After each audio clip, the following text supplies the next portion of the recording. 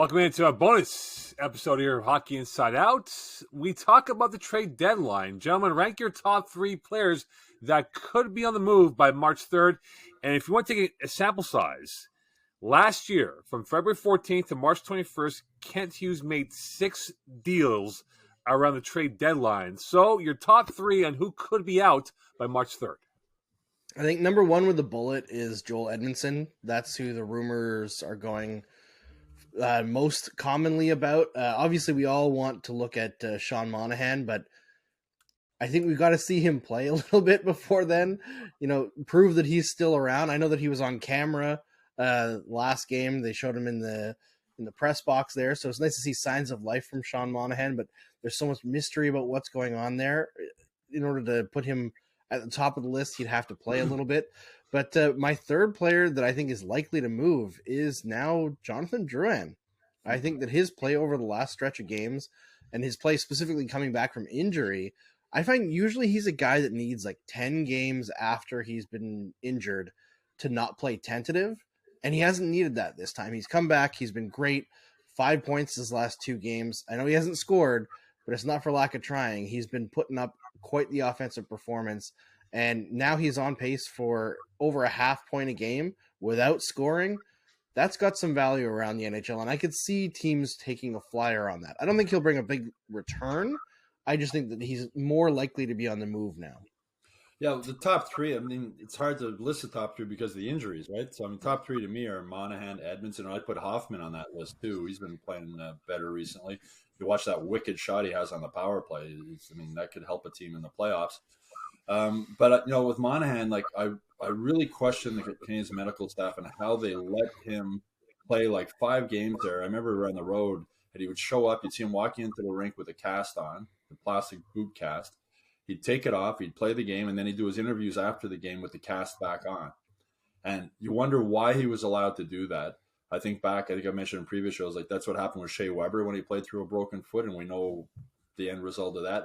For a guy who's so valuable to this team moving forward, for either keeping him or trading him and then re-signing him, they were hoping to get a first-round pick for him, and he was playing well enough that they probably would have got that. But to allow him to play as long as he did with that broken foot or whatever it is, they haven't said, but he said he got hurt taking a shot, so you figure his foot was broken.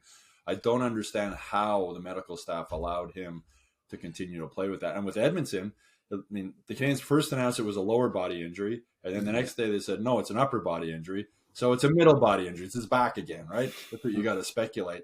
And his back has been a problem. He missed so much time last season. He missed the beginning of this season. Now it's the back again. Are you going to give up a lot to get a guy whose back might go out 2 games after you get him?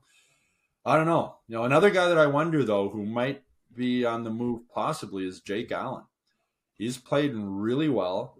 He's not part of the Canadiens' future once they get later on into this rebuild 3 years down the road. He's got another contract that kicks in next season at 2 years at a reasonable amount.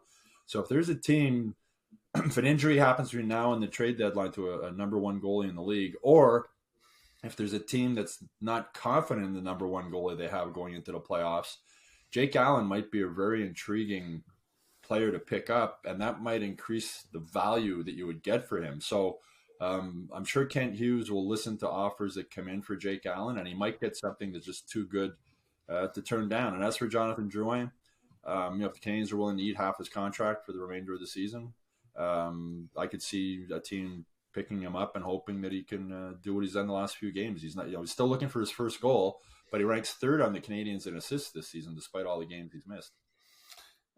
We've mentioned Edmundson a number of times as far as, possible trades go, but, these injuries that have come up with these guys, and they're not obviously mild injuries because they're keeping them out like him for quite an extended period of time, and quite concerning for teams that maybe are going to try and take a run at trying to get guys like this. And, you got Monahan. What's the story with him? It's is he going to come back? When's he going to come back? What's the severity of his injury, et cetera, et cetera? Big question marks. And there's a lot of teams that don't want to go down that route in the event that they they make a move to acquire somebody, and next thing you know, they can't get him to play. But you guys touched on Jonathan Drouin. Look at the guy's playing right now for whatever reason. He's in a good state of mind. He's healthy.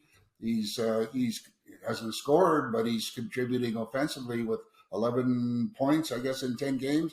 So you can't knock that from him. He's getting some results, and hey, it might be a short-term quick fix for some teams to say, yeah, let me just take a chance with him. Let's put him in an environment maybe he can do something, and the kid maybe will do something. But it's really been a mixed bag of guys that before were on the trade conversation, then boom, injuries come into play. I mean, look at Gallagher, and what's the story with him? He was supposed to be coming back to play, and not to mention that he would be possible trade bait with that type of contract that he has. But I'm sure that they're looking at all possible options for all the personnel, but it's tough to do when you got guys sitting in the stands.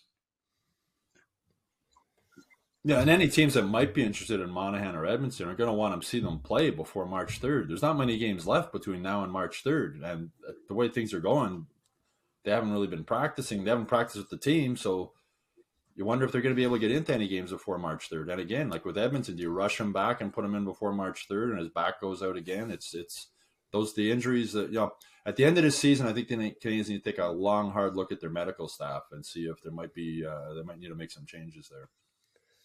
The ironic thing is most teams are holding guys out of games right now so they don't get injured before the deadline. And the Canadiens are in a position where they kind of need to get their guys playing so that they can showcase them a little bit, show that they're able to play.